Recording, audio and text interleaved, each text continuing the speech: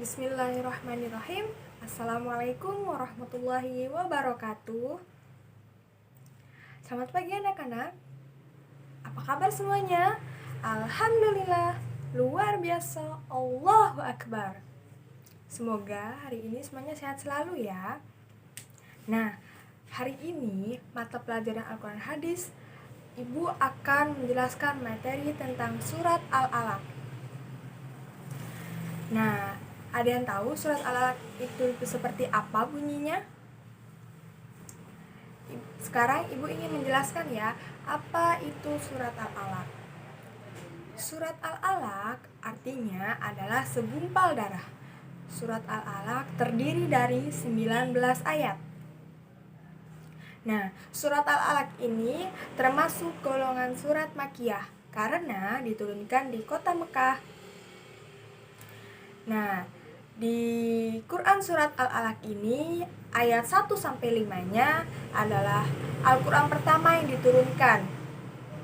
Nah, Al-Quran pertama diturunkan itu pada tanggal 17 Ramadan.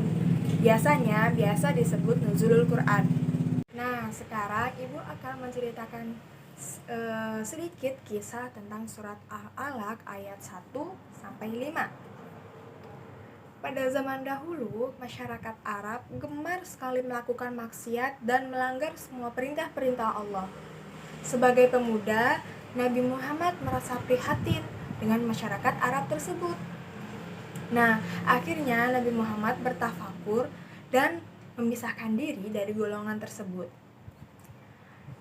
Nabi mendatangi sebuah tempat yaitu Gua Hiro. Lalu pada suatu malam, Nabi melihat sebuah cahaya yang menerangi seluruh Gua Hiro. Apa cahaya tersebut? Cahaya itu adalah malaikat Jibril. Nah, malaikat Jibril lalu mendekati Rasulullah dan berkata, "Iqra, bacalah." Nabi menjawab, "Aku tidak bisa membaca." Malaikat Jibril bertanya kembali, "Iqra, bacalah." Nabi menjawab, "Aku tidak bisa membaca." Dan sampai pertanyaan yang terakhir, Nabi mengubah jawabannya menjadi, "Apa yang harus aku baca?" Nah, malaikat Jibril langsung membacakan surat Al-Alaq ayat 1-5. A'udzu billahi minasyaitonir rajim. Bismillahirrahmanirrahim. Iqra bismi rabbikal ladzi khalaq. Khalaqal insana min 'alaq. Iqra wa rabbukal akram. Alladzi 'allama bil qalam. 'Allamal insana ma lam ya'lam. Nah, pada saat itu Nabi diutus menjadi nabi yang terakhir dan menyempurnakan agama-agama yang dibawa oleh rasul-rasul dan nabi-nabi yang terdahulu.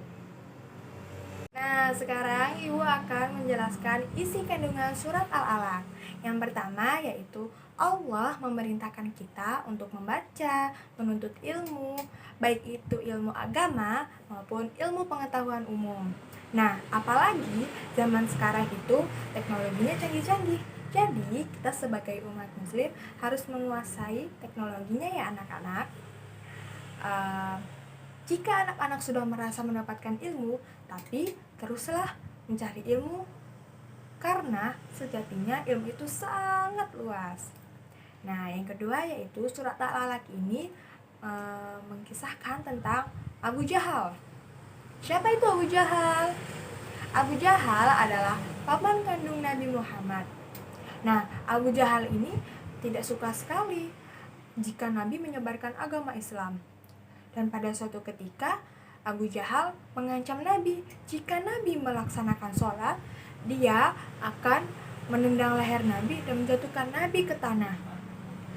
Dan ketika Abu Jahal melihat Nabi sedang melaksanakan sholat, seketika badan Abu Jahal mundur dan tidak bisa mendekati Nabi. Nah, jahat sekali ya Abu Jahal ini. Nah, yang ketiga yaitu manusia sering sekali tidak bersyukur atau tidak bisa mensyukuri apa nikmat yang telah Allah berikan. Sampai-sampai manusia terbawa ke sifat takabur. Apa itu sifat takabur? Nah, sifat takabur itu adalah seseorang yang merasa dirinya itu lebih hebat, lebih kuat, dan lebih segalanya.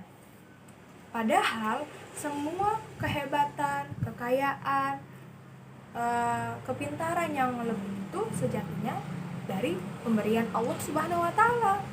Jadi kita tidak boleh ya, contohnya kita tidak boleh memiliki sifat takabur. Nah, selanjutnya yaitu Allah akan menyiksa orang-orang yang mengganggu ibadah orang lain. Contoh nih, ada teman kita yang lagi sholat. Nah, lalu kita mengganggunya, entah itu mendorongnya, entah itu menertawakannya. Nah, itu tidak boleh ya, tidak boleh dilakukan, tidak boleh dicontoh. Karena kelak di akhirat nanti Allah akan memberikan siksaan dan akan disiksa oleh malaikat Zabaniyah. Siapa itu malaikat Zabaniyah? Malaikat Zabaniyah adalah malaikat yang akan menyiksa orang-orang yang berdosa. Nah, jangan sampai kita mengganggu ibadah orang lain ya. Nah, cukup sekian materi yang telah Ibu berikan. Semoga anak-anak dapat mengambilnya. Kita jangan mencontoh yang buruk-buruknya ya. Kita ambil yang baik-baiknya. Oke, Ibu cukupkan sampai di sini. Tetap semangat untuk belajar, untuk mencari ilmu, dan jaga terus kesehatan kalian. Ibu akhiri. Assalamualaikum warahmatullahi wabarakatuh.